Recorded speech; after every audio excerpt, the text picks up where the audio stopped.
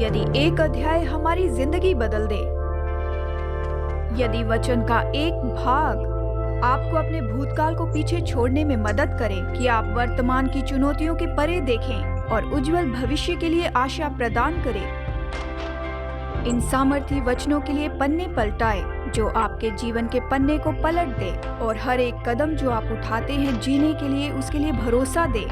ऐसे वचन जिसके लिए परमेश्वर की इच्छा है कि आपके जीवन को नया बनाए और ये ईश्वरीय प्रतिज्ञा दावा किए जाने के लिए इंतजार करती है। ऐसी प्रतिज्ञा कि आपको कभी त्यागा नहीं जाएगा, आप कभी भी अकेले नहीं रहेंगे, हमेशा आपकी देखभाल की जाएगी। ऐसी प्रतिज्ञा कि आप चुने गए हैं, परमेश्वर ने आपको बुलाया है। जिंदगी बदलने के बारे में क्या आप जानते हैं? हर परीक्षा में आप ऐसा कर सकते हैं। आपके मार्ग में कोई खड़ा नहीं रह सकता, ये जानते हुए कि ऐसा कुछ नहीं जो परमेश्वर आपके लिए ना करे। क्या ये विश्वास करना बहुत मुश्किल है कि इतने आसान शब्द बहुत ही सुंदर रीति से रखे गए हैं, ईश्वरीय रूप से लिखे गए हैं लगभग 2000 साल पहले ही? क्या ये इतना महान हो सकता है? तो ये अध्याय कौन सा है? रोमियो 8, बाइबल का सबसे महान अध्याय।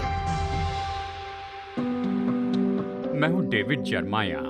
मेरी वर्तमान की टीचिंग सीरीज में मैं आपको ये बता रहा हूँ कि रोमियो अध्याय 8 ये बाइबल का अध्याय आपकी जिंदगी बदल सकता है। और आज मैं आपको एक और कारण दूंगा कि क्यों। पौलुस अध्याय 8 का अंत करता है 3 वचनों से जो बताते हैं कि परमेश्वर के प्रेम से हमें कोई भी अलग नहीं कर सकता है। क्या ये आपके लिए जिंदगी बदलने वाला सुनाई देता है?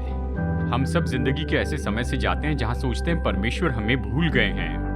बादल शायद बहुत ही घने दिखाई देते हो, शायद आपके आत्मा के विरुद्ध में आंधी चल रही हो जिसके कारण आपको अकेलापन महसूस होता है। लेकिन आज के संदेश में, जिसे मैं जयवंत से बढ़कर कहता हूँ, हम सीखेंगे कि जिंदगी में कुछ भी परमेश्वर और हमारे बीच में नहीं आ सकता है। हम हर एक मुश्किल पर जयवंत हो सकते हैं, चाहे उसका स्रोत कुछ भी क्यों ना हो, क्योंकि हम मसीह यीशु में जयवंत व्यक्ति हैं। आशा आप मेरे साथ जुड़ जाएंगे जैसे हम पौलुस के सामर्थी वचनों को देखते हैं आज के प्रोग्राम दिशा परिवर्तन में। दिशा परिवर्तन देखने के लिए धन्यवाद। तो डॉक्टर जर्मिया से संदेश सुनते हैं, जयवंत से बढ़कर। एक शाम के समय जर्मनी के हैम्बर्ग शहर में कॉन्फ्रेंस अटेंड करते हुए जॉन रॉफ्ट कम्युनिटी ट्रेन में बैठे और आउटलाइन सबब की ओर बढ़ने लगे। काफ़ी देरी हो जाने के कारण ट्रेन का डिब्बा तो पूरी तरह खाली था और उन्हें नींद लग गई और उनकी ट्रेन हार्बर से पार होकर इंडस्ट्रियल डिस्ट्रिक्ट में चली गई।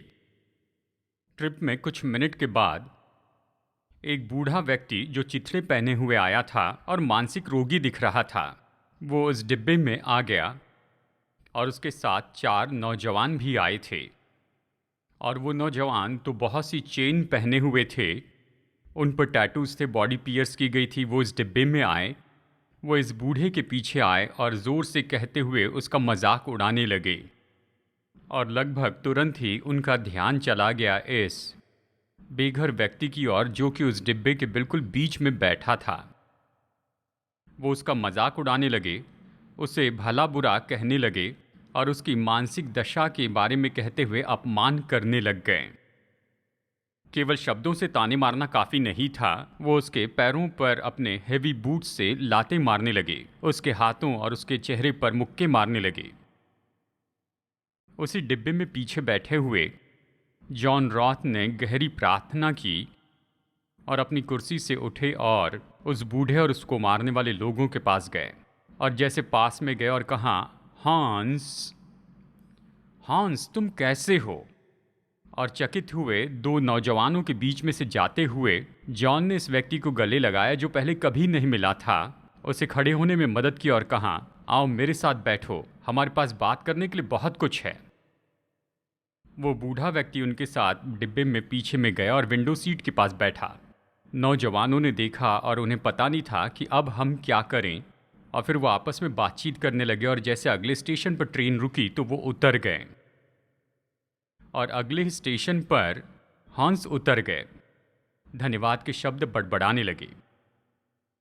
उस घटना को याद करते हुए जॉन रॉथ ने बहुत ही अद्भुत मूल्यांकन किया था। उन्होंने कहा, हमारी परंपरा सामान्य रूप में सिखाती है कि डर को प्रत्युत्तर देने का एक तरीका है, एक तो कायरता से पीछे हट जाए या फिर आखिरी समय तक लड़ते जाएं। सुसमाचार की सुंदरता और सामर्थ्य वो ये है कि यीशु मसीह हमें तीसरा पर्याय देते हैं। प्रभु पर भरोसा करें, उसके प्रेम की जीवन बदलने वाली सामर्थ्य पर भी बिल्कुल न डरें, उठ खड़े हो और मतभेद के बीच में जाएं और ऐसा कुछ लाए जिसकी किसी ने अपेक्षा नहीं की है। प्रेम लाए। इस अगले सेक्शन में और रोमियो 8 के इस अंतिम सेशन में हम ऐसी शक्ति के बारे में जानेंगे जो बहुत ही सामर्थी है। यह आपके साथ होने वाली सबसे बुरी चीज़ पर भी जयवंत हो सकती है। सच में ये सामर्थ तो सच में इतनी प्रभावी होती है कि इसकी दीवारों के बाहर कुछ भी बाकी नहीं रहता।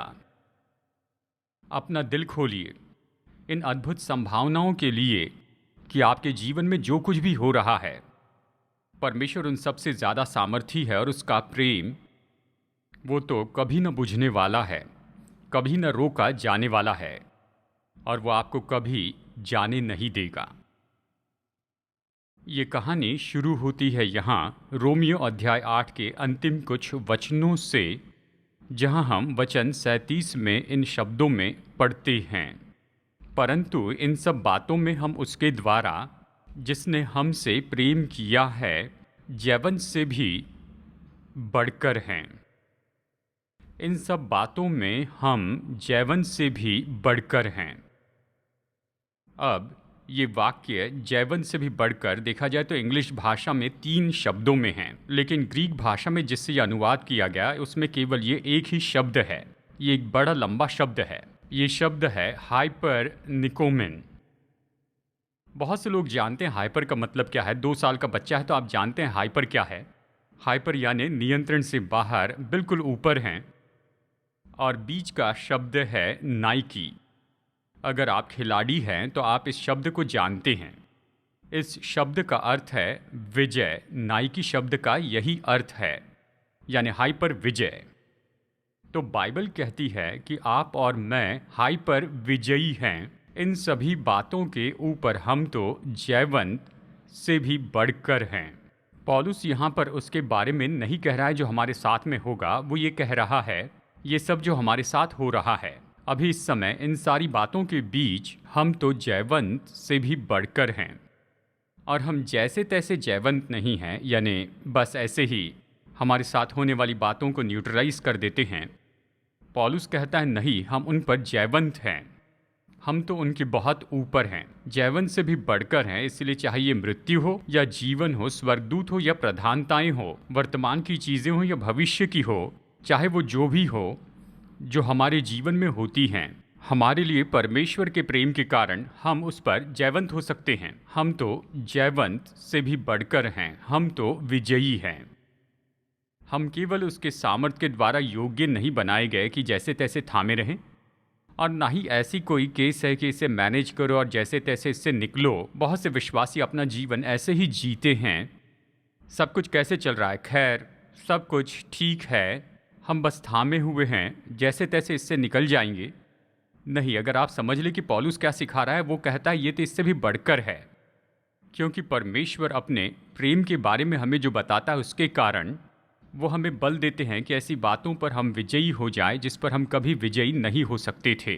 मुझे इंग्लिश भाषा की बाइबल पढ़ना सिखाई गई सेमिनरी के प्रोफेसर हावर्ड हेनरी के द्वारा। उन्होंने अपने कोर्स का नाम रखा इंडक्टिव बाइबल स्टडी। खैर ज़्यादा विवरण से तो नहीं बताऊंगा, लेकिन उन्होंने हमें सिखाया कि हम ऐसी चीज़ें ढूंढें जो उभर कर आते हैं क्योंकि वो दोहराए गए हैं। अगर आप रोमियो 8 देखें तो पाएंगे कि रोमियो 8:28 में इस तरह से कहता है, हम जानते हैं सब बातें मिलकर भलाई ही को उत्पन्न करती हैं। फिर वचन 31 में आगे कहता है, अतः इन बातों के विषय में क्या कहें। और फिर वचन 37 में ये कहता है, परंतु इन सब बातों में। तो पौलुस किन बातों के बारे में कह रहा है? देखिए, पिछले पाठ में उसने हमें बताया, वो बात कर रहा है तूफान और मरी के बारे में। वो बता रहा है अकाल और सताव, दंगाई और तलवार के बारे में वो कहता है। और फिर वो ये भी कहता है कि तेरे लिए हम दिन भर घात किए जाते हैं। पौलुस कहता है प्रतिदिन मृत्यु का सामना करते हैं। तो फिर वो यहाँ पर क्या कह रहा है जब कहता है हम जयवंत से भी बढ़कर हैं? वो कहता है ये सारी बातें जो मैंने लिखी हैं, इतनी बड़ी जो सूची दी है, तो जब ये सब कुछ होता है तो हम जयवंत से भी बढ़कर हैं। किस तरह से हम इसे अपने खुद के लिए साबित करें? पौलुस कहता है कि वो जानता है कि ये बात तो सच है कि हम जयवंत से भी बढ़कर हैं। क्या आप जानते हैं? क्या आप इन दिनों में हमारे साथ में जो भी हो रहा है उसके कारण यहाँ वहाँ उछल रहे हैं या दीवारों से टकरा रहे हैं? क्या आप सोच रहे हैं ये कहाँ से आ गया और अब इस समय मैं क्या करूं? खैर, वो हमें परमेश्वर के प्रेम के बारे में यहाँ पर कुछ सिखाता है, लेकिन उसके इन सारे तरीकों को देखने के पहले आइए मैं आपको एक छोटी कहानी बताऊं। जॉर्ज मैफरसन का जन्म 1842 में स्कॉटलैंड में हुआ था और बचपन में उन्हें तो बहुत ही थोड़ा दिखता था। उनके जन्म से ही उन्हें आँखों की समस्या थी और फिर जब वो 18 साल के हुए वो पूरे अंधे हो गए। उन्होंने अपने अंधेपन को उनका रास्ता रोकने नहीं दिया। खास करके विद्यार्थी की योग्यता के रूप में वो ग्लासगो यूनिवर्सिटी से ग्रेजुएट हुए और सेमिनरी से भी ग्रेजुएट होकर फिर वो एक पास्टर बन गए। वो बहुत से चर्च के पास्टर बने और आखिरकार सबसे बड़े चर्च के पास्टर बने जो एडनबर्ग में था। उस चर्च में उनका बहुत आदर किया गया और उनसे बहुत प्यार किया गया। वो अद्भुत पास्टर थे। एडनबर्ग में उनके समय के बिल्कुल शुरू के समय में उनकी जवान बहन से मुलाकात हुई।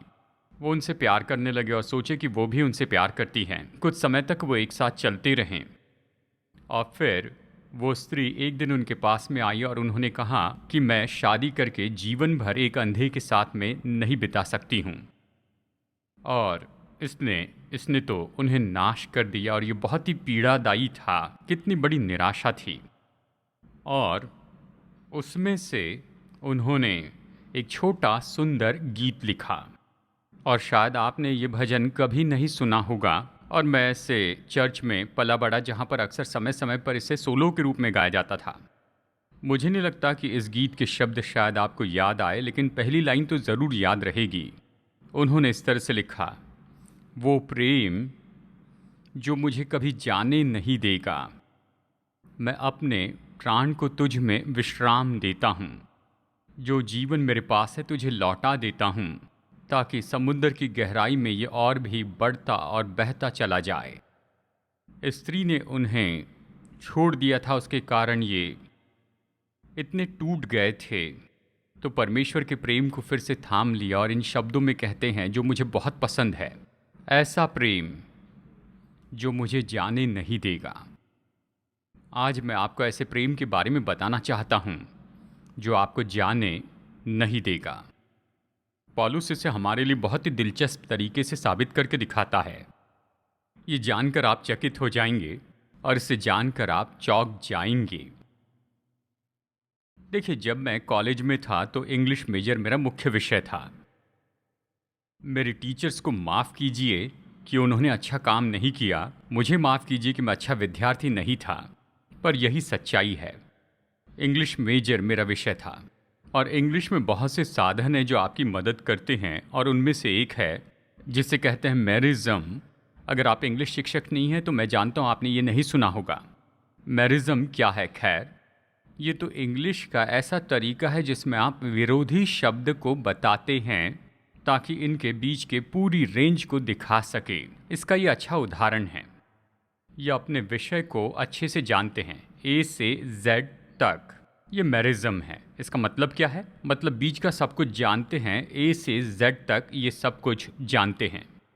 अब पौलुस यहाँ पर ऐसे 5 वाक्य का उपयोग करता है कि हमारे लिए साबित करें कि सवाल का जवाब पाए जो आप वचन में पहले देखते हैं। कौन हमें मसीह के प्रेम से अलग कर सकता है?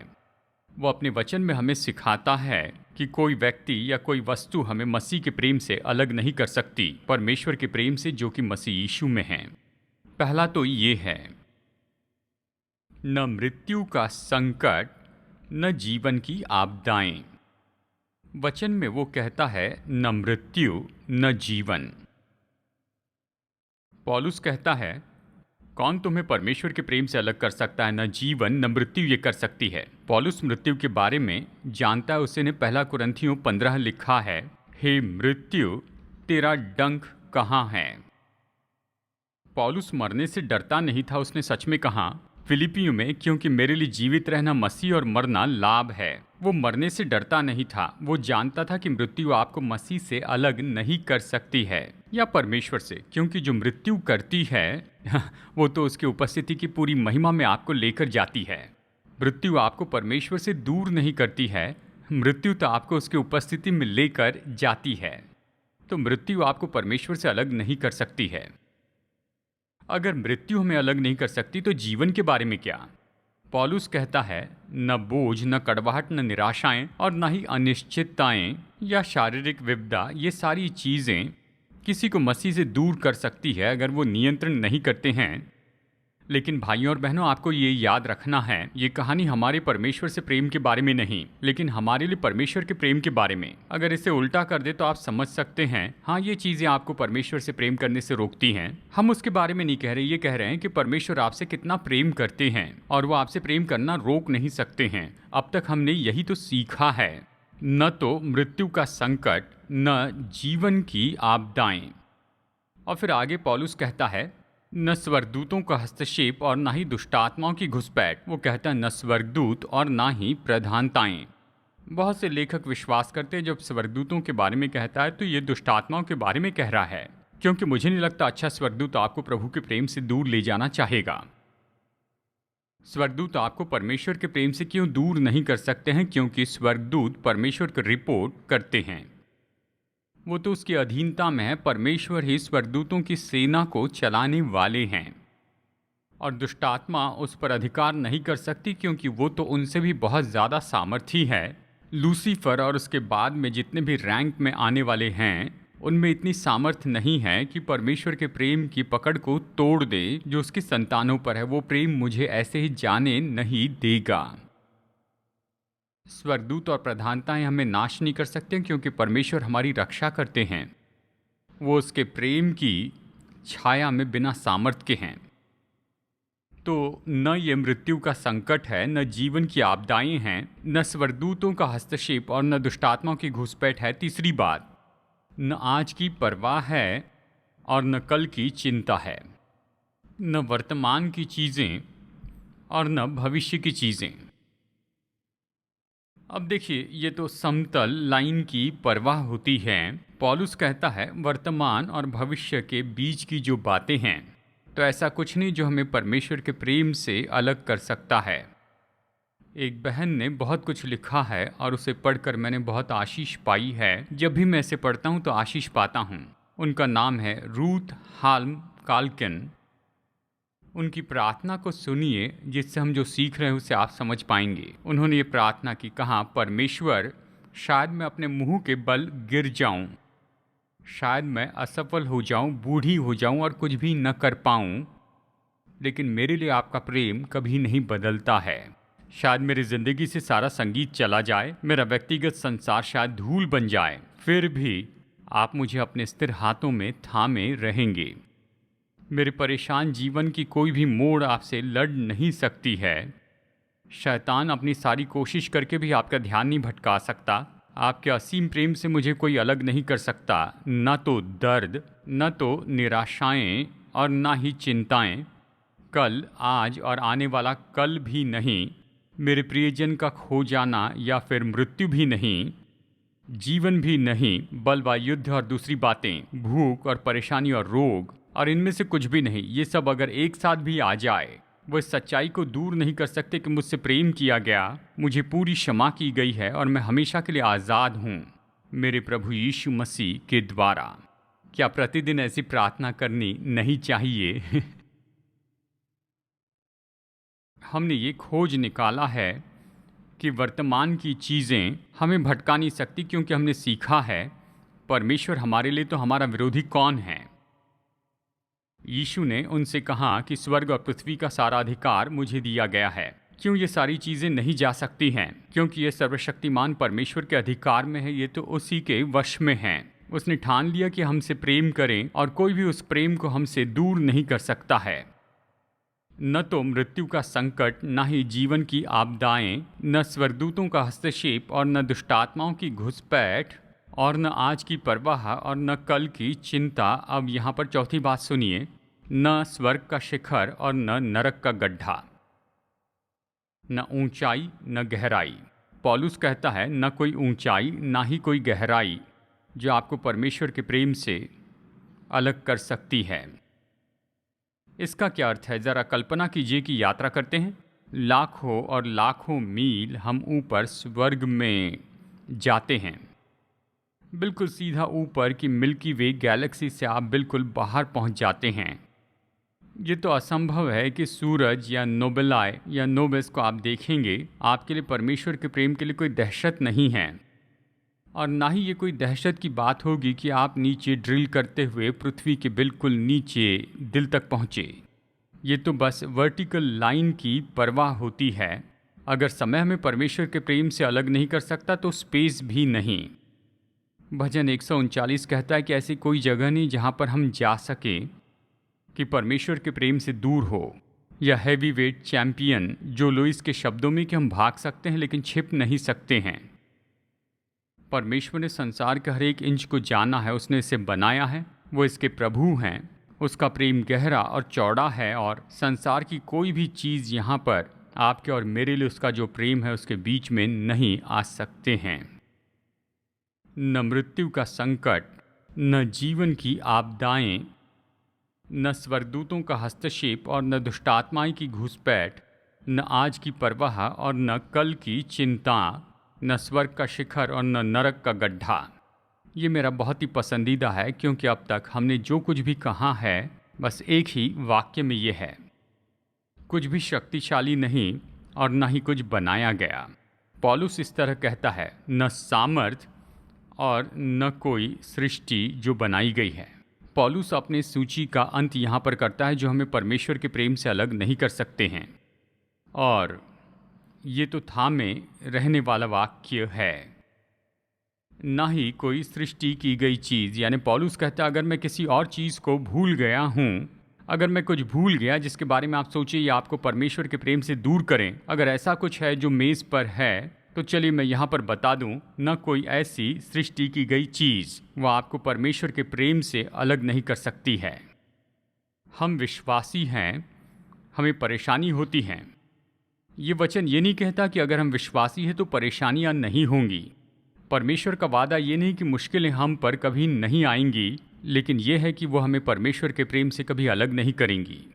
लेकिन हमने ये बात खोज निकाली है कि संकट के बीच में और परखे जाने के बीच में, बड़ी गहरी मुश्किलों के बीच में हम परमेश्वर कैसे पाते हैं जो कभी नहीं पा सकते हैं संपन्नता के किसी भी समय में।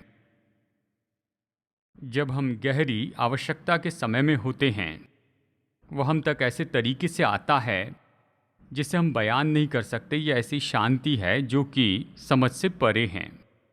हमारा भरोसा उसके लिए हमारे प्रेम में नहीं है। भाइयों और बहनों, हमारा भरोसा हमारे लिए उसके प्रेम में, ऐसे शब्दों में वो तो बस यही है कि उसका प्रेम हमें कभी जाने नहीं देगा। वो आपको कभी जाने नहीं देंगे। वो आपसे प्रेम करते हैं।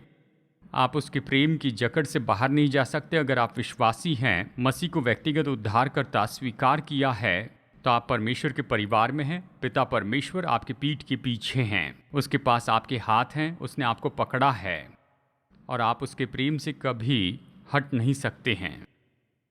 जानते हैं, अक्सर जब बाइबल का अध्ययन करते हैं तो आप ये पाएंगे वचन के ऐसे भाग जो वचन के दूसरे भागों को समझाकर बताते हैं। मैं चाहता हूं कि आप यहाँ पर भजन संहिता 46 मेरे साथ में पढ़िए। भजन 46 तो बहुत ही अद्भुत भजन है, और चलिए मैं आपको शुरू में ही बता दूं, ये तो वचन का ऐसा भाग है जिसमें से मार्टिन लूथर ने लिखा था, अ mighty fortress is our God. तो अब हम यहाँ पर ऐसा ही करेंगे कि हम खड़े हो जाएंगे और इस वचन को ज़ोर से बोलते हुए पढ़ेंगे ताकि ये आपके दिल की गहराई में उतर जाए। तो आइए हम सब खड़े हो जाएं। और अब देखिए, आपको यही करना है जब खास करके आप स्क्रीन से वचन पढ़ते हैं। मैं नहीं चाहता कि आप अपनी बाइबल से इसे पढ़िए, क्योंकि अलग अलग अनुवाद है और इसका कोई भी अर्थ नहीं होगा। तो चलिए न्यू किंग जेम्स वर्जन से यहाँ पर हम इस वक्त पढ़ते हैं। आइए अधिकार के साथ में इसे ज़ोर से बोलते हुए पढ़ते हैं। जैसे इसकी ज़रूरत है इसे हम पढ़ें और इसे सुने कि ये ज़रूरत पूरी करते हैं। तैयार हैं? तो आइए पढ़ते हैं।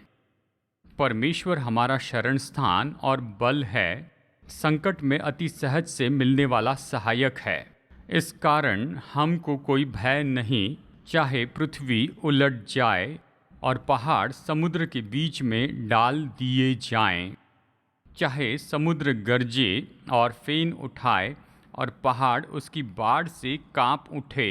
एक नदी है जिसकी नहरों से परमेश्वर के नगर में अर्थात परमेश्वर के पवित्र निवास स्थान में आनंद होता है। परमेश्वर उस नगर के बीच में है, वो कभी टलने का नहीं। पौ फटते ही परमेश्वर उसकी सहायता करता है।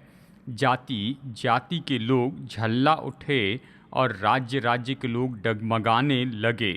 वो बोल उठा और पृथ्वी पिघल गई और याकूब का परमेश्वर हमारा ऊंचा गढ़ है। आओ यहोवा के महाकर्म देखो कि उसने पृथ्वी पर कैसा कैसा उजाड़ किया है। वो पृथ्वी की छोर तक की लड़ाइयों को मिटाता है। वो धनुष्य को तोड़ता और भाले को दो टुकड़े कर डालता है और रथों को आग में झोंक डालता है। इस तरह ये कहता है, चुप रह जाओ और जान लो कि मैं ही परमेश्वर हूँ।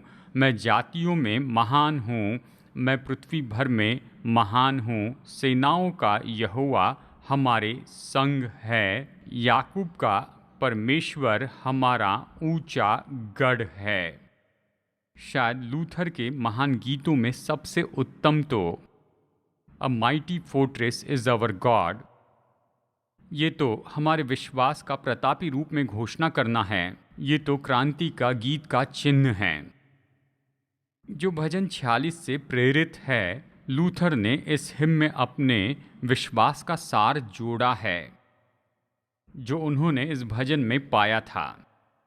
और इतने युगों से मनुष्य इन बातों को जानते हैं कि अनंत काल के परमेश्वर उनके लिए उपलब्ध है और कुछ भी, कि सच में उन्हें कोई दबा नहीं सकता, ना ही मनुष्य को नाश कर सकता है। जब वो अपने विश्वास में रहता है, कोई भी उसे अलग नहीं कर सकता है उसके परमेश्वर के प्रेम से।